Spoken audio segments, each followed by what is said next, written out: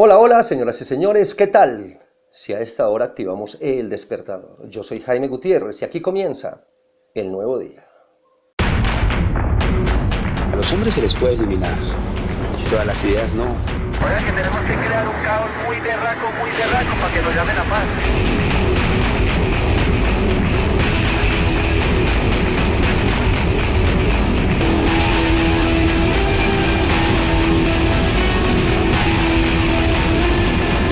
Pueden decirme lo que quieran, paramilitar o lo que quieran.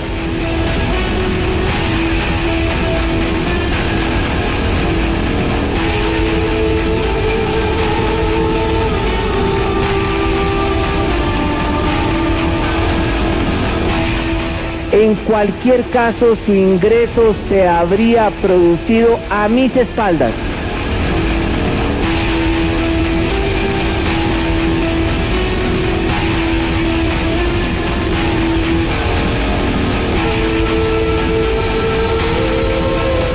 Lamento profundamente y pido excusas a los colombianos por este hecho bochornoso.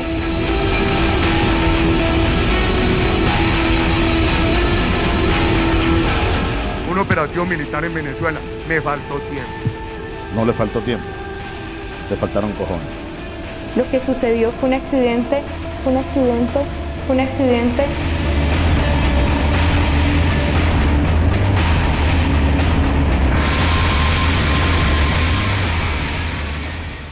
Escándalo de corrupción en Colombia, Odebrecht. Quizá el escándalo de más grandes proporciones de corrupción que ha tenido el país durante toda su historia. O al menos del que hayamos tenido noticia, el que nos han contado. Quién sabe cuántas veces más nos han robado esta tierrita colombiana. Y ahí vamos. ¿Y por qué no nos han contado? ¿O por qué no nos hemos enterado? Pues primero porque no nos han contado y segundo porque no activamos el despertador. Ahora, ¿a ustedes no les ha parecido muy sospechoso, muy curioso, como todo en este país, que siempre que sucede un escándalo de estas grandes proporciones, siempre la mirada de control siempre está sobre aquellos cargos medios? Que el jefe de campaña, que el financiador, que la secretaria, que el viceministro, en fin. Nunca cae un pez gordo. Ha sido capturado el pez gordo de la corrupción en Colombia. ¿Cuánto nos va a tocar esperar para leer un titular de ese tamaño? O ver un titular de ese tamaño. Pero siempre cargos medios. Ahora, ¿cuál ha sido el papel del fiscal, de la figura del fiscal en este tipo de casos? Por ejemplo, en Repicar, por ejemplo, cuando se robaron en Pereira la Telefónica, cuando la DIAN, cuando la Dirección Nacional de Estupefacientes. Nunca caen peces gordos, ¿cierto? Y ellos siguen allí, nadando entre sus billones y tomando whisky con los de Odebrecht, por allí en el Nogal. La figura del fiscal. ¿Alguien se cree el cuento que el viceministro de Uribe se comió esos dulces solo? Eso es como creer que James es el favorito de Zidane. ¿Alguien puede creerse que este señor Prieto se comió esos dulces solo? Eso es como creer que el profesor Girafales solamente entraba a tomar cafecito con doña Florinda. Eso es como a cajón que no cierra. ¿Cuál ha sido el papel del fiscal? La figura del fiscal en algunos hechos determinantes en la historia del país, incluso de casos que pudieron cambiar la historia del país. Entonces, por eso hoy los quiero invitar a que hablemos de ellos. Vamos a devolvernos unos 20 años atrás, unas 2 décadas, y vamos a empezar por la figura de quien hoy se la pasa de medio en medio de comunicación como gran analista de la justicia. El señor Alfonso Gómez Méndez.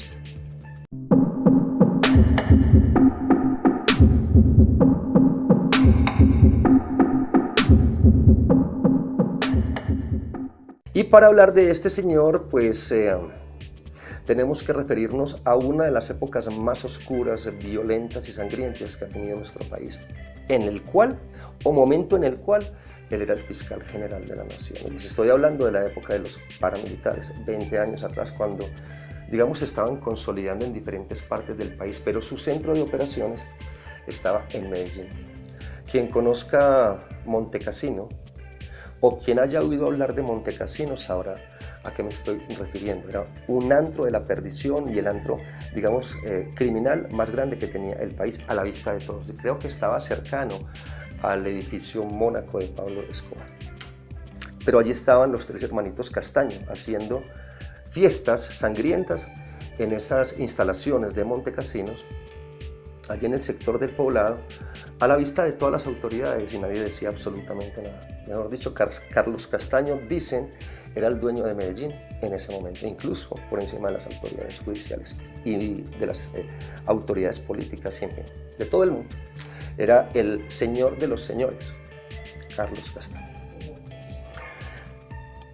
Pues, ¿cómo les parece, para hablar ya de este hecho determinante, que unos investigadores del CTI de la Fiscalía allanaron el parqueadero Padilla, parqueadero como cualquiera, como los que usted y yo conocemos, pero este era otra clase de parqueaderos. Este parqueadero que estaba muy cercano al sector de la Alpujarra, centro comercial de Medellín, incluso allí funcionan las instalaciones administrativas de alcaldía y gobernación. Muy cercano allí estaba el parqueadero Padilla. Cuando los investigadores, eran 11, allanaron, intervinieron el parqueadero, se encontraron con un hombre llamado Jacinto Toro, alias Lucas. Este hombre estaba acompañado de dos mujeres, quienes al notar la presencia de estos investigadores rápidamente empezaron a destruir toda la documentación y quebrar portátiles y todo. Querían, digamos, no dejar evidencias de lo que allí estaba funcionando, pero como los investigadores sabían que allí estaba funcionando un centro criminal muy grande de la ciudad de Medellín, pues lograron recuperar 40.000 registros, entre documentos, memorias, en fin. A partir de ese momento, bueno, se capturaron pues a estas personas, en fin. Este Jacinto, dicen que era uno de los grandes comandantes paramilitares que tenía Carlos Castaño, como su mano derecha, una de sus manos derechas. Pues cuando se empezó la investigación de lo que allí había, empezar a revisar con lupa cada uno de estos documentos, en fin. De repente, sorpresivamente, les llegó una orden de la Fiscalía General de la Nación en Bogotá de que el proceso tenía que ser trasladado allí, a Bogotá, para que fuera el mismo fiscal general de la Nación, doctor Alfonso Gómez Méndez, quien empezara la indagación o la indagatoria. ¿Qué creen ustedes que pudo haber pasado?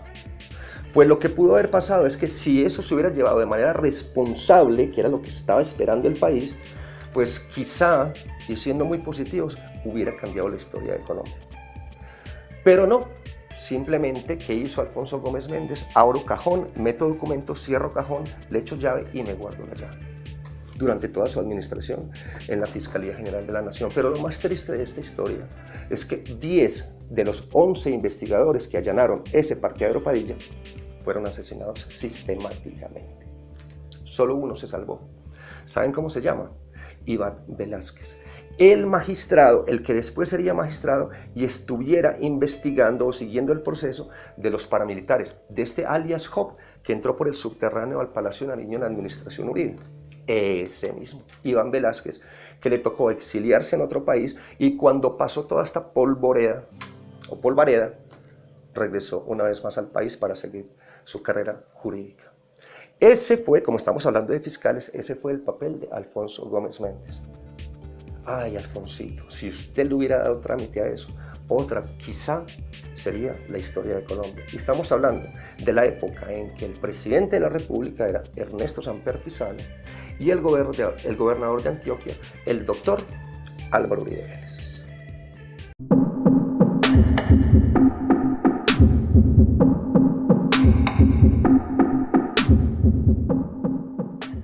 Y una vez dejó el cargo Alfonso Gómez Méndez, lo sucedió un tamaño personaje, Luis Camilo Osorio, a quien se le conoce como el parafiscal. ¿Y por qué el parafiscal? Porque decían que era el brazo de los paramilitares dentro de la Fiscalía General de la Nación. Estamos ya en la época del presidente Uribe, ¿cierto? Del gobierno del presidente Uribe. Pues varios hechos de Luis Camilo Osorio. El primero de ellos, que archivó todos los procesos que se le estaban llevando a cabo a Rito Alejo del Río, general en aquel entonces de la 4ª Brigada en Antioquia, y fue prácticamente el amigote de los paramilitares de Mancuso, Jorge 40, Macaco, Carlos Castaño, Vicente Castaño, Fidel Castaño, en fin. Era, digamos, como la mano derecha de los paramilitares dentro del Ejército Nacional allí en la 4ª Brigada de Antioquia, en Medellín. Pues con todas estas evidencias, con todos hechos realmente comprobados, el fiscal general de la Nación, en ese entonces, Luis Camilo Osorio, decidió archivar estas investigaciones que se estaban llevando a cabo contra Rito Alejo del Río. Pero no solamente quedó contento con eso, sino también con Salvador Arana. Ustedes se acuerdan, creo que eso fue por allí en Sucre, cuando Eudaldo Díaz, un alcalde, le pidió al presidente de la República en aquel entonces, en un consejo comunitario, que lo cuidara porque lo iban a matar. Y se lo dijo de frente al presidente de la República. Y le dijo además que quien lo iba a matar estaba al lado de él, en el consejo. Presidente, el que está ahí al lado suyo, el señor Salvador Arana, gobernador, me va a matar. ¿Y qué creen ustedes, para los que no saben? Lo mataron. Proceso que empezó a llevarse a cabo dentro de la Fiscalía General de la Nación, con la autoría, presunta autoría, que luego se comprobaría que no era tan presunta, de Salvador Arana en este homicidio. ¿Qué hizo el fiscal de ese entonces, Luis Camilo Osorio? Archivó el proceso. Y así por el estilo, todos aquellos procesos en los cuales se vieran involucrados paramilitares, pues este señor archivaba el proceso. ¿Se acuerdan del parqueadero Padilla? Que Alfonso Gómez Méndez lo había guardado en un cajón y se había llevado la llave. Pues Luis Camilo Osorio le pidió la llave a Alfonso Gómez Méndez y la botó.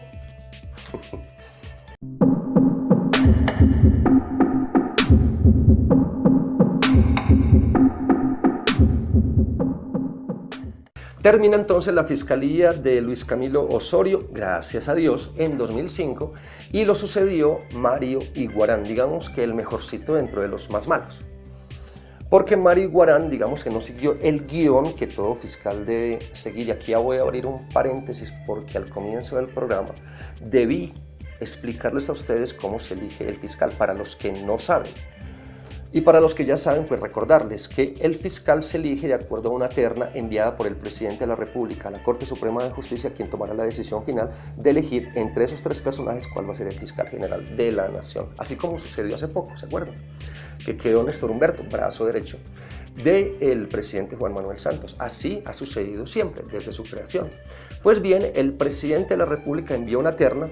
¿Y a quién se le ocurre pensar que cualquiera que sea elegido de esa terna no va a ser amigote del presidente? No va a colaborarle en sus intenciones al presidente de la República. Pues claro.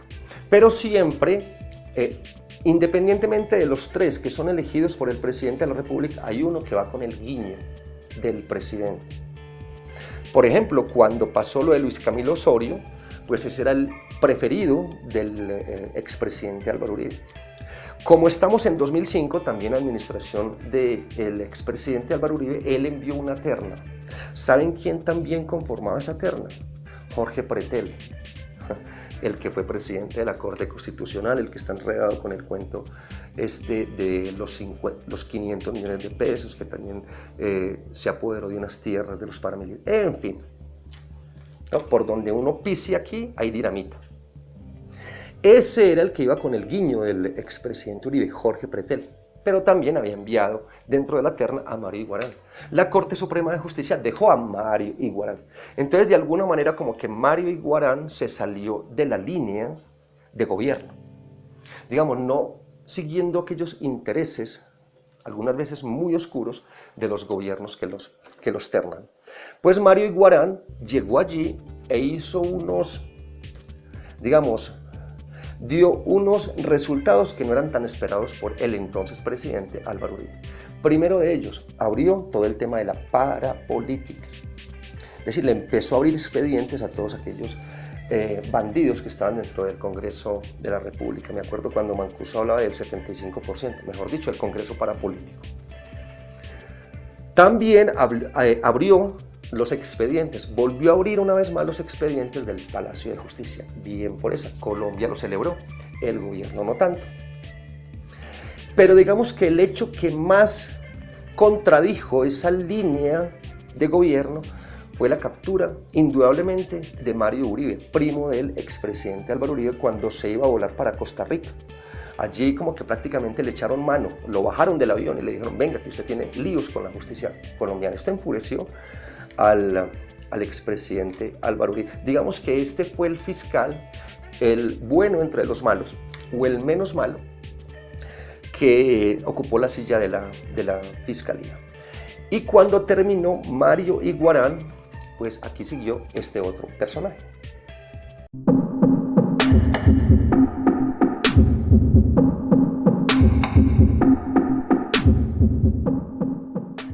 Y entramos al periodo 2012-2015, Eduardo Montealegre al frente de la Fiscalía General de la Nación. Un fiscal que siempre estuvo muy cercano a la línea de gobierno, ¿cierto? Porque cuando se distanciaron presidente y expresidente, pues todos vimos, digamos, como la lupa muy concentrada en los miembros del anterior gobierno, ¿cierto? Y poca sobre el gobierno actual. Pero todos nos llevamos una gran sorpresa cuando inicialmente pensábamos que trabajaba muy del lado del gobierno, cuando al final Eduardo Montealegre, que era entre otras cosas muy mediático, le gustaba mucho que le prendieran las camaritas y en fin, y salir ante la opinión pública, a decir precisamente esta perla, que si no hubiese sido por él, es decir, por su nombre, fiscal general de la Nación, Eduardo Montealegre, el presidente no sería presidente. Entonces, claro, todos quedamos de pelo parado. Bueno, yo no tanto. Y quisimos insistir, quisimos saber a qué se refería cuando hablaba en esos términos. ¿Cómo así que el presidente no hubiese sido presidente si no hubiese sido por el fiscal general de la Nación? Y resulta que en algunas reuniones internas dentro del Palacio de Nariño, a las cuales estaba invitado el fiscal general de la Nación, se hablaba mucho de la implementación de los acuerdos de paz, y entonces el fiscal general de la Nación daba algunas tesis y ponía algunas posiciones, daba sus puntos de vista, pero al final esos puntos de vista que fueron acordados, ¿cierto?, dentro de estas reuniones extraordinarias e íntimas, es decir, que no se conocieran ante la opinión pública, el presidente de la República se había comprometido en que estas observaciones se iban a tener en cuenta por ser las observaciones del fiscal general de la Nación. Pero oh sorpresa, cuando un día después y varios días después no se habían tenido en cuenta, porque el presidente de la República y sus ministros y sus asesores y sus miembros voceros del gobierno ante los diálogos de paz decían completamente lo contrario. Entonces el fiscal parece que se cansó y dijo: ¿cómo es posible que yo dé mis posiciones, que me inviten allí al Palacio de Gobierno, que me pongan allí a hablar cháchara y no tengan en cuenta todo lo que yo estoy hablando? Lo cual pues terminó su periodo muy enojado y salió del país. No quería saber absolutamente nada del presidente Juan Manuel Santos. Este fenómeno fue aprovechado por la oposición para decir que el presidente Juan Manuel Santos, ahí estaba comprobado, era un completo traicionero.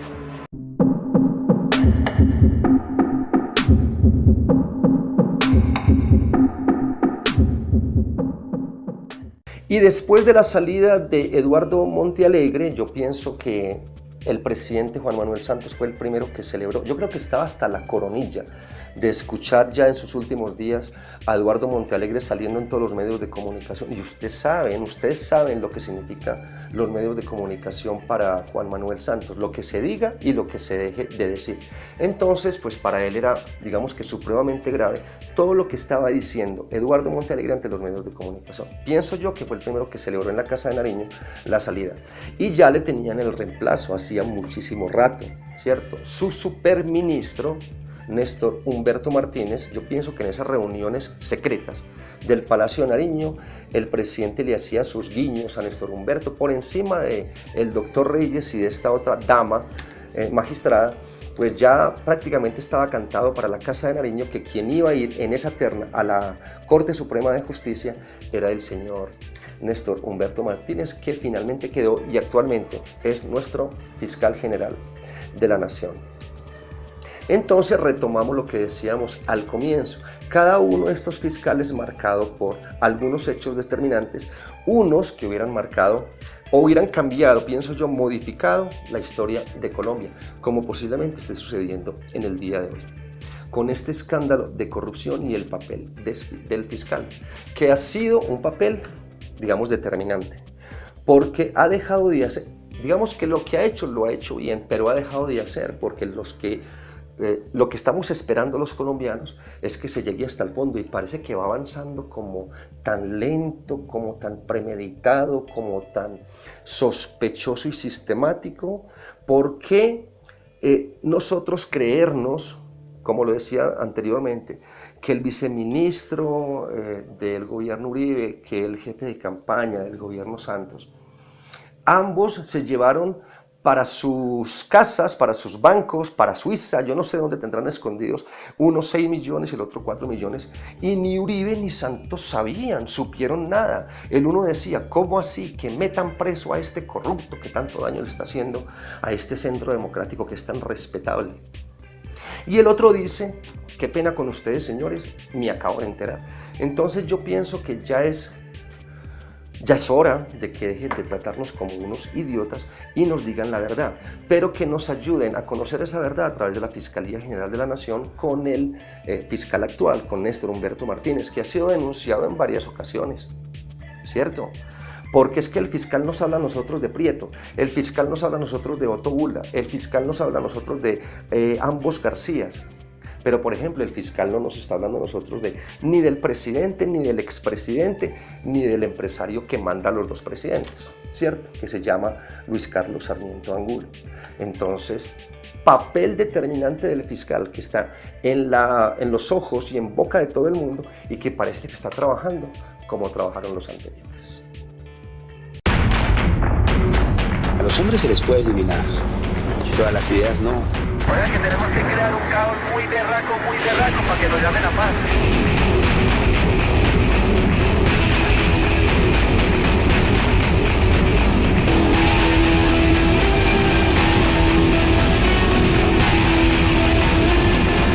Pueden decirme lo que quieran, paramilitar o lo que quieran.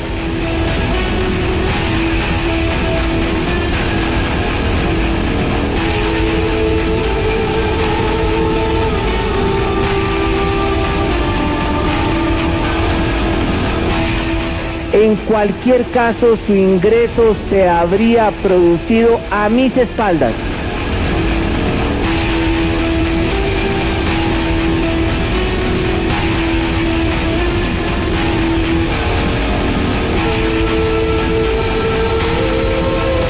Lamento profundamente y pido excusas a los colombianos por este hecho bochornoso.